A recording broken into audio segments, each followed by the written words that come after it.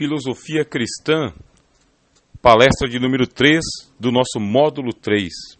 Estamos investigando a filosofia da vida. A base desta filosofia, Evangelho de João, capítulo 1.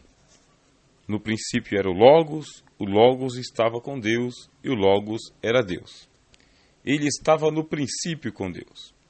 Todas as coisas foram feitas por ele, e sem ele, nada do que foi feito se fez. Nele estava a vida, e a vida era a luz dos homens. A pergunta que fazemos nesta palestra é a seguinte: será que existe alguma espécie de vida dissociada da matéria? Quando nós falamos em vida espiritual, será que nós estamos querendo dizer vida espiritual sem matéria nenhuma? Como se o espírito ele fosse dissociado da matéria? Os pensadores cristãos, dentre eles nós destacamos São Tomás de Aquino, eles se debruçaram sobre esta questão do espírito. Quero lembrar que um dos objetivos do nosso curso de filosofia cristã é alcançarmos a espiritualidade que transcende a religiosidade. Porque a fé cristã, ela se apresenta para nós como um fenômeno religioso. E o fenômeno religioso está atrelado à ordem cósmica, à ordem mundana, temporal, profana. Mas, religião por religião, todas têm as suas falhas e todas têm as suas benesses também. Por isso que nosso objetivo é transcendermos a religião para irmos ao encontro da espiritualidade cristã, sem a religião. E nos perguntamos, será possível que nós venhamos a adquirir um grau de espiritualidade dissociado da matéria, sem a matéria? Tomás de Aquino se debruçou sobre essa questão na Idade Média e ele fala: quem é o espírito puro? Na palestra de número 2 eu falei para vocês sobre Aristóteles. E Aristóteles fala do ato puro e do primeiro motor. Mas Aristóteles está lá 300 anos antes de Cristo. E Tomás de Aquino está para frente, mais de 1000 anos depois de Cristo. Só que Tomás ele retoma Aristóteles. Por que ele retoma Aristóteles? Porque até a era de Tomás de Aquino, a teologia e a filosofia cristã se debruçavam em torno do platonismo. Platonismo é o conjunto de doutrinas que tem a sua origem no filósofo Platão. Platão que foi discípulo de Sócrates. Tanto Platão quanto Sócrates, eles eram gregos. E é ali que é chamado o berço da filosofia ocidental, na Grécia. E Platão, ele ensina uma vida que, se ela estiver atrelada à matéria, ela está atrelada como uma prisão. Porque para Platão, o mundo sensível, o mundo dos sentidos, ele é um mundo ilusório. Ele é um mundo enganador. É um mundo que se transforma numa prisão para a alma. A alma está aprisionada porque ela quis experimentar a matéria. Quando foi originada, de acordo com Platão, a alma foi originada no mundo original, mundo das origens. Eles, os filósofos gregos, eles vão beber nas fontes de Hesíodo e de Homero, nas mitologias gregas. Volte lá para o módulo 1, volte para o módulo 2. falei vastamente sobre os mitos gregos. A ideia do nous, a mente, do pneuma, o espírito, do caos, que é a desordem, o apeiron, que é o infinito. Falei sobre a psique e a lenda de Psique e Eros. Psique é a palavra grega que nós traduzimos no português para alma. E alma é uma acomodação da palavra latina anima. Ânima e alma e psique são as mesmas palavras. Aquilo que está animado é porque tem alma, por isso ficou animado, almado. Em grego, é aquilo que possui psique. E a lenda de Psique diz que quando ela foi gerada numa tríade, com mais 2 irmãs gêmeas, portanto, 3 irmãs gêmeas. E das 3 irmãs gêmeas, a mais bela de todas era Psique, a alma. Era insuperável em beleza, estonteante em beleza. E as deusas invejavam a beleza da alma, invejavam a beleza de Psique, de tal forma que os homens admiravam muito mais Psique do que Afrodite, por exemplo. Isso deixou a deusa revoltada, porque ela era belíssima no Olimpo. O que fez então Afrodite? Chamou seu filho Eros, que entre os romanos é o Cupido, chamou seu filho Eros e deu a missão de que ele viesse a espetar Psique com um dos seus dardos, com uma das suas flechas, para que assim ela sofresse uma espécie de castigo por causa de sua beleza. A lenda ela tem várias versões, mas eu quero pegar o ponto principal.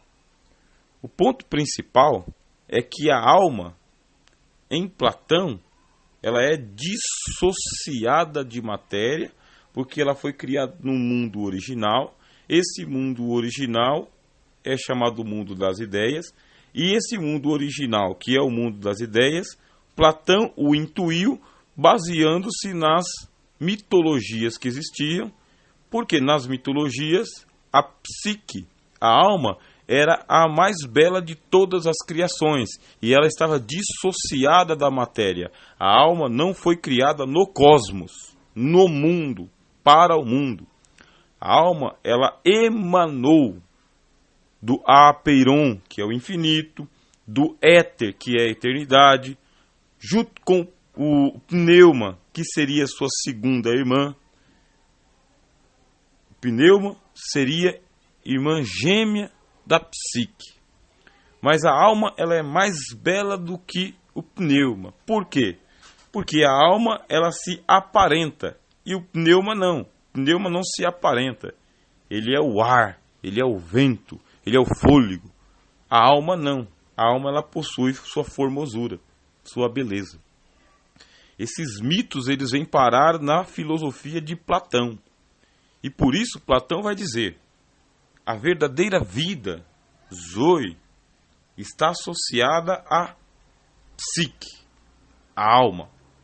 Só que a alma, ela sofreu um detrimento.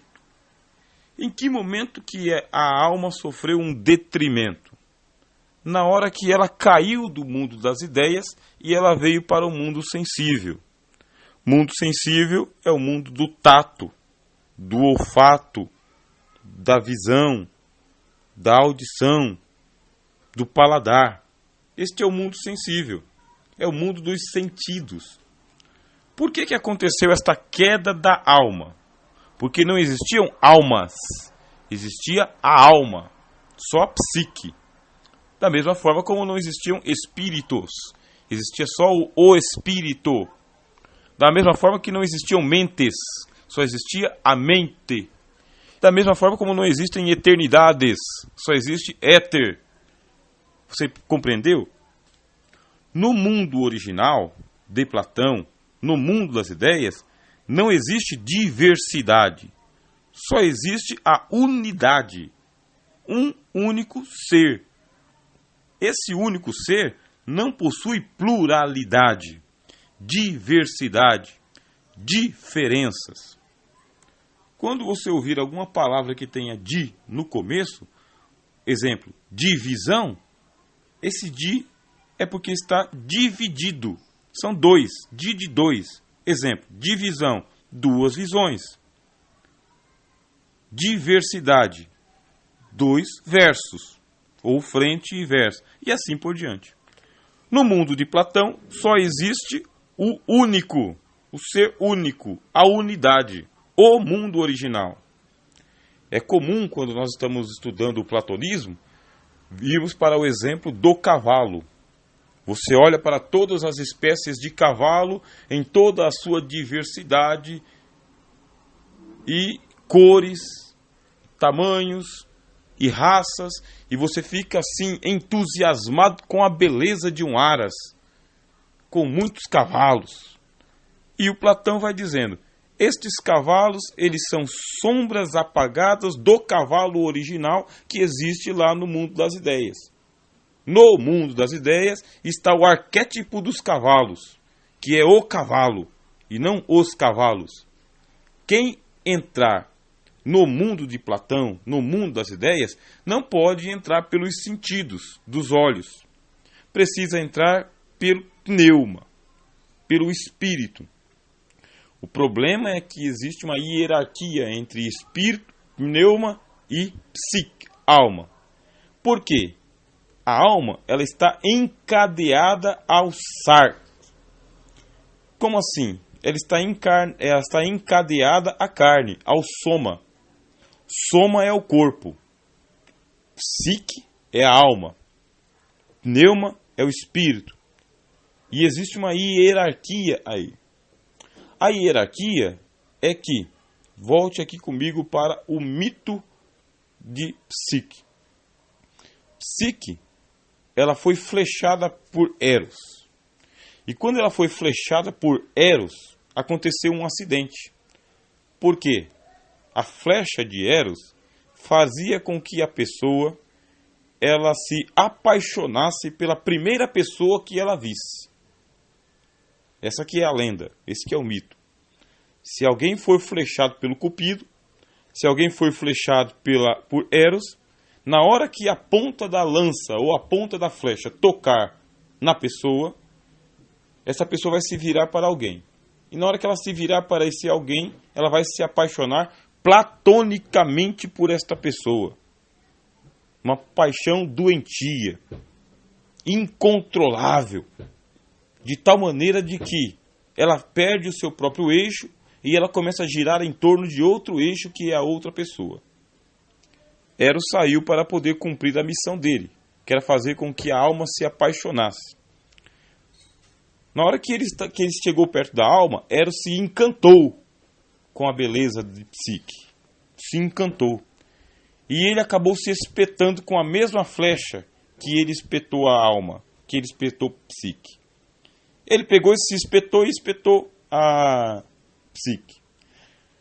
E aí, essa paixão tão doentia que era destinada para Psique, a alma, também contaminou Eros. E Eros se apaixonou pela alma e a alma também por Eros. A história toda se desenrola a tal ponto que um dia, através de um estratagema, Eros conseguiu capturar Psique e levar para o seu palácio. E Psique, a alma, se apaixonou por Eros. E ela está envolvida com esse amor erótico. O que é o amor erótico? É o amor carnal. Esse que é o amor erótico. É aquele que se carnaliza, que se somatiza, que se encarna, que se apega ao fogo do desejo. Esse é o amor erótico. E aí a lenda conta, o mito conta que a alma está erotizada. Ela está apegada ao soma.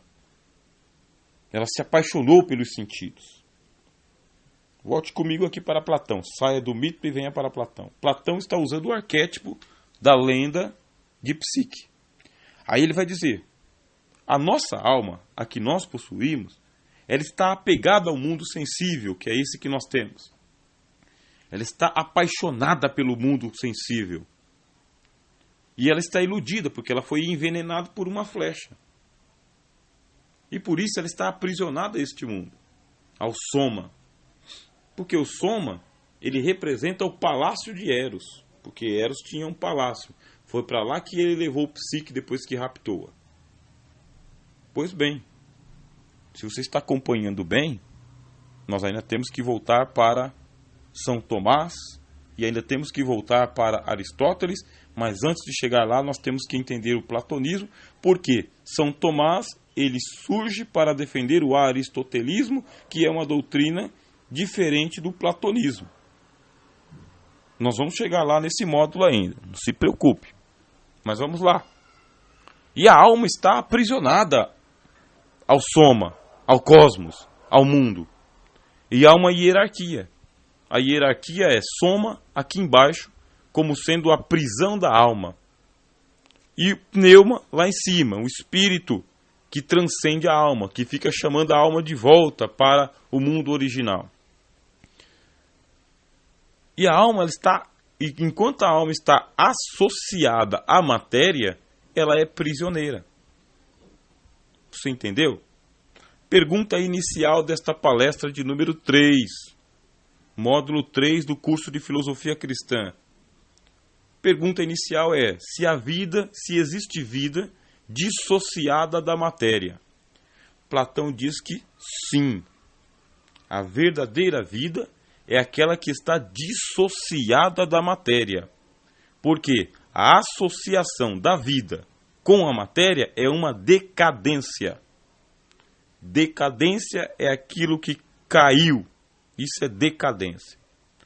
Enquanto se valoriza a vida materializada, não existe espiritualidade.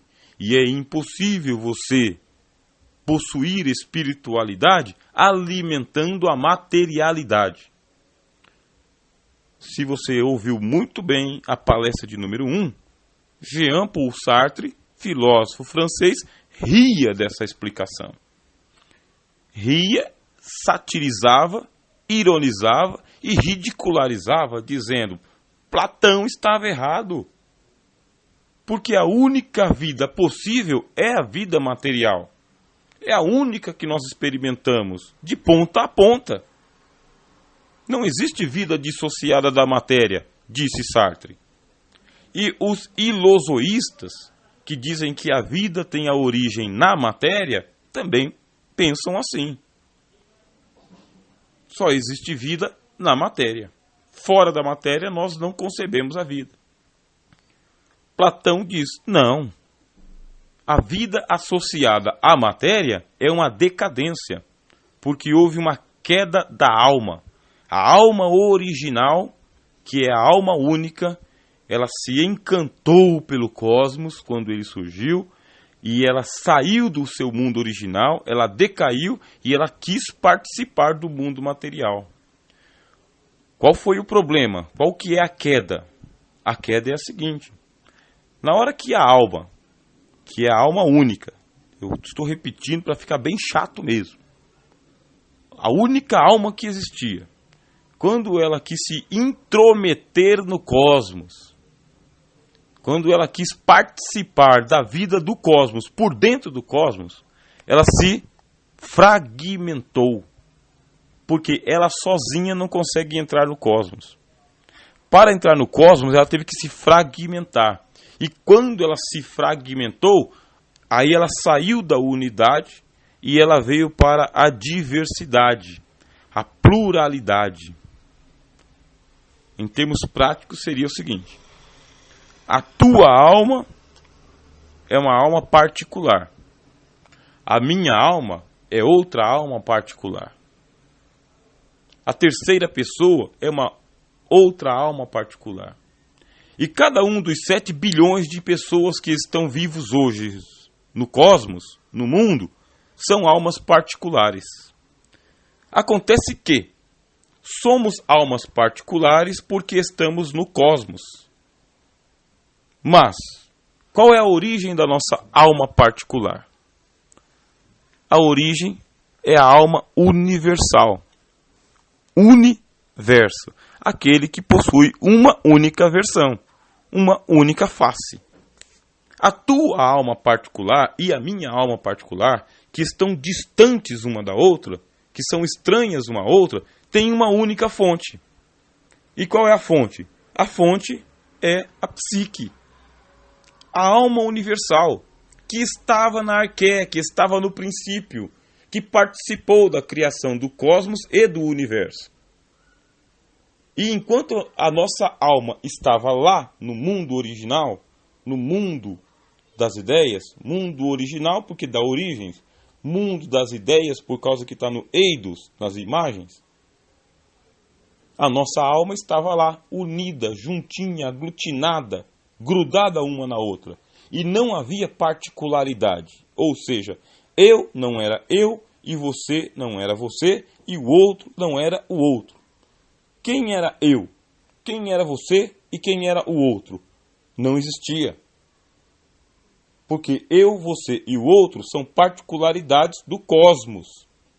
No mundo original não existe eu, você e o outro. Existe psique, só a psique.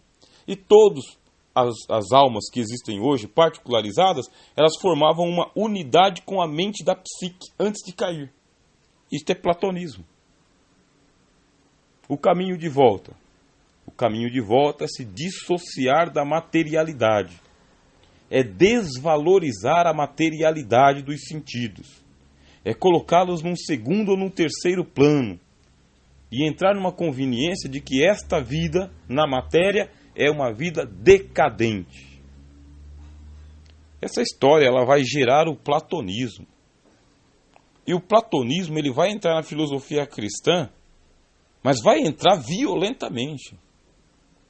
Não entrou por via dos apóstolos, mas entrou por via de Santo Agostinho, que era um paulinista. E o apóstolo Paulo, ele usa alguns arquétipos da filosofia platônica.